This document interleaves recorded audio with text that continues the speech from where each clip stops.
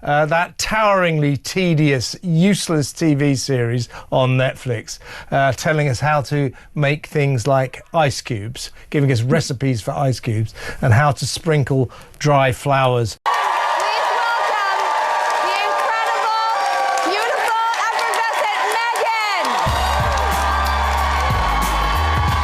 Meghan! Even with love, Meghan left it on the cutting room floor. Here is Meghan showing you how to eat pineapples. Now, a staggering 2/3 of Brits are calling for Harry and Meghan to be stripped of their HRH titles. Trick that people do with pineapple, instead of just cutting it to make the perfect little bite, you follow the wedge. When nature has given you all the cues on how to have a perfect taste of something. Seriously, where is she? This meeting should have started by now. And why am I waiting on her? She should be waiting on me. Holy moly, Ollie. Harry and Meghan, the dreariest couple in the history of planet Earth. Let's chat about Meghan Markle. She couldn't be more cringe if she tried. Oh, hi, Drew. It is so great to meet you. Same. I am so excited to meet the Meghan Markle. That's Meghan Sussex. You're just bookended and flanked by the two of us. Just surrounded by love. Okay, I'm so excited. Thank you for having me. Thank Meghan sucks it? No, it's Sussex. Sussex. I like it. Is that like your stage name? No, it's my real name. you for coming here. I've been watching your show with love, which is really, really wonderful. I'm Sussex now. Well, thank you for that correction. The pleasure is all mine. Can I give you a hug? I don't know if you've noticed, but I'm a hugger. I'm a hugger too. Great, but only when paparazzi's around. I don't actually give any kind of affection in private. Harry and Meghan, the dreariest couple in the history of planet Earth. Now, a staggering 2/3 of Brits are calling for Harry and Meghan to be stripped of their HRH titles. Let's chat about Meghan Markle. She couldn't be more cringe if she tried. Prince William plans to flex his muscles and wipe his wayward brother Prince Harry and his power-hungry wife Meghan from the history books. Prince William is reportedly formulating a plan to finally strip Prince Harry and Meghan Markle of their HRH titles. Well, Her Royal Highness Meghan Markle, Duchess of Sussex, is about to be stripped of her official title. What do luxury jam, a staged veggie basket, and a money guilt confession have in common? All three turned Meghan Markle's carefully curated image upside down in just 1 week. Now let's be clear, Meghan has never been a stranger to headlines, but something's different this time. This wasn't just one bad interview or a Twitter rumor spinning out of control. This was a full-stack meltdown across every platform she controls, from her podcast to her lifestyle brand, her Netflix show to her social media. And the backlash? It wasn't just loud, it was brutal. It all started with a podcast episode that was supposed to sound empowering. Meghan sat down with Spanx founder Sara Blakely and opened up about her relationship with money. She talked about growing up with a scarcity mindset and feeling guilt around having a lot. It's hardly a secret that the palace has already conducted secret meetings with members of the government to discuss putting the plan into action. Are you joking? It's bad. This is terrible.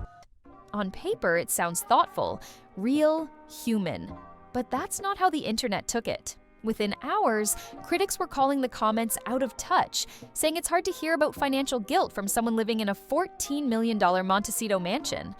And that was just the warm-up. From there, things spiraled. Her lifestyle brand as ever faced new scrutiny. A garden photo meant to feel earthy and authentic ended up feeling staged. Her new podcast was accused of being a knockoff. And by the end of the week, a shocking 97% of Britons in a viral poll said her royal titles should be stripped altogether. Each of these moments on their own might have passed with minor buzz, but all of them hitting together, that's what makes this Meghan's most chaotic week yet. And here's the kicker. The thing that hurt her image the most wasn't about money or royalty at all. It was something much simpler, much more visual, and once you see it, you'll understand why fans called it the fakest moment yet. Let's get into it. The controversy that kicked it all off sounded innocent, maybe even a little vulnerable. the HRH. The American actress who became a duchess, who tried to destroy the royal family, which then booted them out of England. Meghan, speaking on her new podcast, Confessions of a Female Founder, shared that she had grown up with a guilt mentality around having a lot of money. She explained that even with financial stability, she carried a mindset of scarcity, feeling uncomfortable with abundance. The idea was clearly to show humility, but instead, it lit a fire. Critics didn't waste time. The UK tabloids ran headlines framing Meghan as out of touch. American outlets picked it up too, with branding experts like Doug Eldridge calling her comments terribly inauthentic. His words hit hard: "You can't fake authenticity, you either have it or you don't." Social media, as always, did its thing. Some users asked how someone living in a multi-million-dollar California estate, attending exclusive events, and running a luxury lifestyle brand could speak on scarcity. Others pointed out the irony of discussing money guilt just weeks after launching a product line featuring $60 jam jars. One viral tweet summed it up brutally. Nothing says relatable like confessing your wealth guilt from a palace kitchen. But this wasn't just a case of tone-deaf timing. The backlash struck at something deeper: credibility. The moment raised an uncomfortable question. With King Charles on his way out, Prince William is expected to take over the crown. And apparently at the top of his list is to say, "Peace out, Meghan, you're..." Was this podcast series about empowering women or rehabilitating a damaged image? Meghan was trying to sound reflective, but critics saw a carefully planned PR moment dressed up as honesty. What made it worse? She didn't directly address the backlash. No clarification, no social post, not even a podcast follow-up. That silence only fueled the narrative that this wasn't a one-off slip. It was part of a pattern. And just as the headlines started cooling down, something new popped up. And this one came with a photo.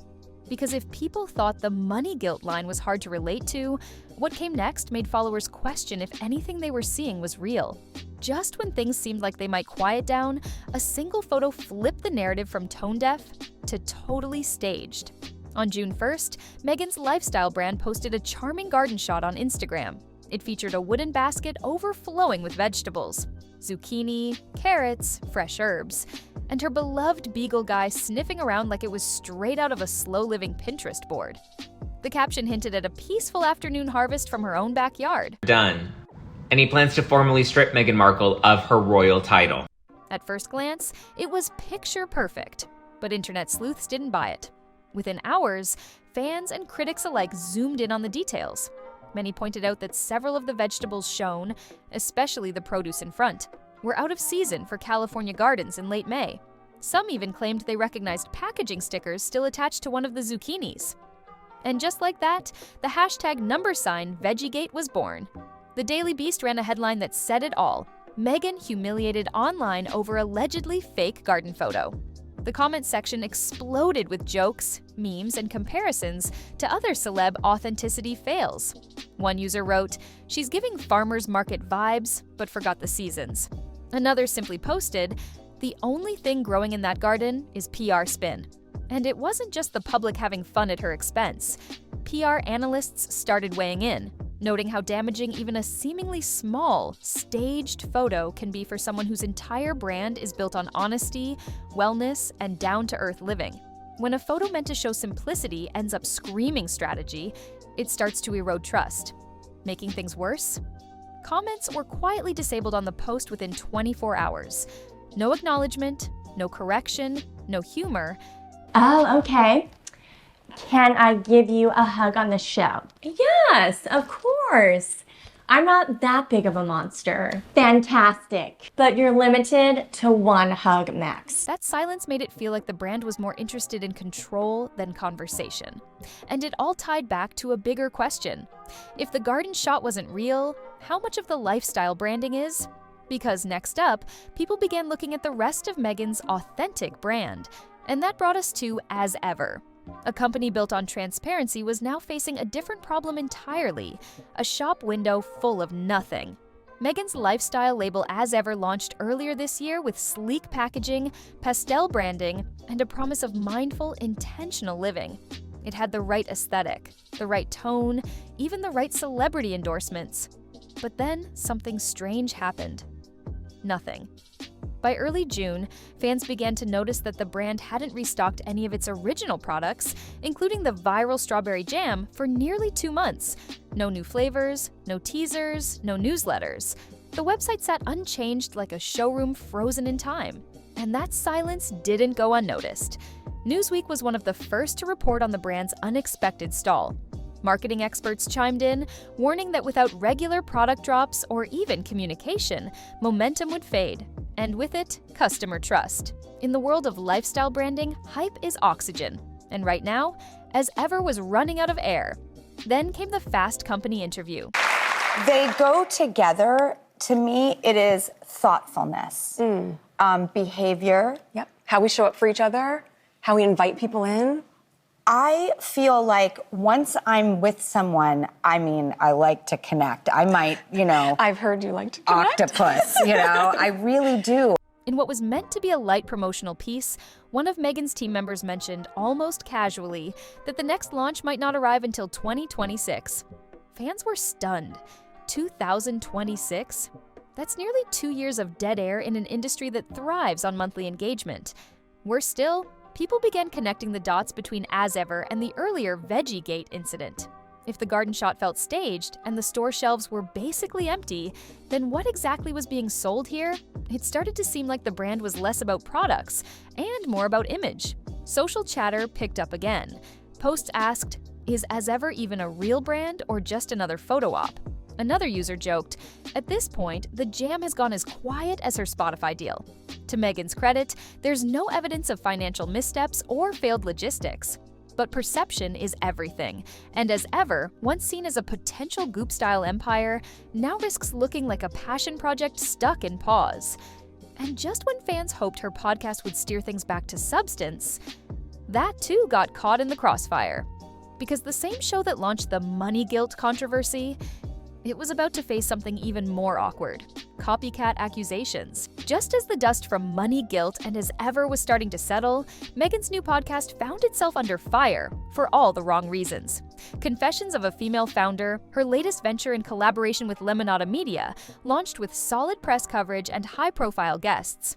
On the surface, certainly after the pandemic and everything else, we crave that. We crave being able to go, "Hi," and like, "My friend, are you here?" And to really be able to hold and touch and embrace someone. And so I think about, with the show, certainly what hospitality has felt like for me is, how do you make people feel comfortable? How do you show up for them in spaces where they might feel like, I don't know, is this really where... It had all the makings of a hit: motivational storytelling, polished production, and a message of women supporting women. But before the second episode even aired, critics started asking a tough question. Was this idea even original? Several listeners pointed out that the podcast name and concept closely resembled another show already in circulation, one also focused on female entrepreneurship and personal growth. Industry insiders didn't go so far as to accuse Meghan of copying outright, but the timing and branding similarities sparked a debate that quickly spilled onto social media. And that wasn't the only issue. A review in The Guardian called the show overproduced, promotional, and safe. Another piece from Refinery29 noted how the podcast felt more like a PR strategy than a space for meaningful conversations. Words like polished, controlled, and scripted kept appearing in reviews, with listeners saying the stories lacked vulnerability or risk. Ironically, the exact traits the show claimed to highlight. But here's the kicker: this isn't happening in a vacuum. Meghan is re-entering a media space where audiences are experiencing serious girl boss fatigue. Gone are the days when vague empowerment slogans and curated aesthetics were enough to drive loyalty. Viewers and listeners now want real stories, transparency, even a bit of messiness. And if they sense curation over connection, they bounce. So when Meghan's podcast dropped into a crowded market, it was agreed with Queen Elizabeth that they will not use the HRH title. That is a long-standing precedent, and there's good reason for it. Basically, the HRH is only given to working royals and senior members of the royal family. Already skeptical of celebrity relatability, the result was a resounding meh. Even with her star power, the numbers didn't break records. Engagement felt soft, and the show, meant to reframe her public image, just reinforced existing doubts. Still, there was one last card left on the table: her Netflix series With Love, Meghan. But instead of winning viewers over, it added fuel to the fire. Because this time, the critiques weren't just about substance, they were about style, snobbery, and a painfully beige aesthetic. At one point, with Love, Meghan was positioned as a cornerstone of her comeback, a stylish, slow-living docuseries that would blend food, wellness, and that aspirational California vibe. Netflix had invested in it. Meghan's team promoted it as a peek into her world, and fans expected something that would feel personal, lush, maybe even vulnerable. Instead, what they got was beige. Almost immediately after the series dropped, reactions online were divided, but not in Meghan's favor. Critics said it was beautifully shot, but emotionally hollow. A piece in The Sun called it snobbish and directionless, while Refinery29 compared it to an accidental parody, a bizarro voyage into the center of nothing. Episode after episode was filled with scenes of baking, soft-focus flowers, and vaguely poetic narrations, but there was very little real insight. No messy truth, no behind-the-curtain moments, just curated calm, and that calm quickly became code for boring. Social media threads lit up with viewers asking, "Is this what $100 million buys?" Others joked about Meghan's narration being more suitable for a meditation app than a docuseries. Even fan accounts admitted that while the series was aesthetic goals, it didn't say much about her.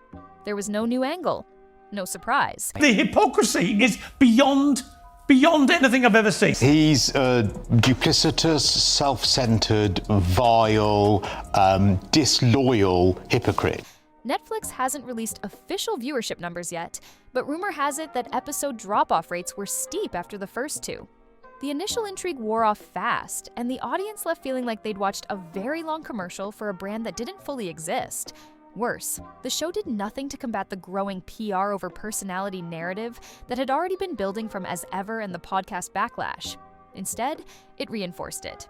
The takeaway wasn't Meghan is real, it was Meghan is rehearsed, and the timing couldn't have been worse. Because while her content was getting called too perfect, public opinion in the UK took a dramatic turn. A new viral poll was making headlines, one that didn't critique a product or a photo, but her royal titles themselves. And the numbers were stunning.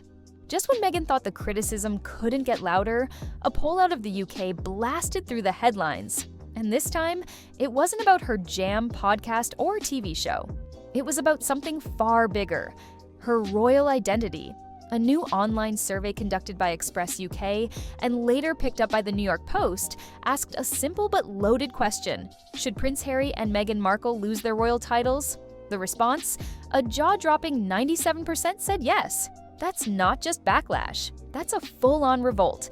To be clear, the poll wasn't official government business. Parliament hasn't introduced any new legislation, but the symbolic weight was undeniable. Thousands of voters across political lines sent a clear message: the public is over the Sussex brand. Even more striking, this wasn't some fringe internet corner.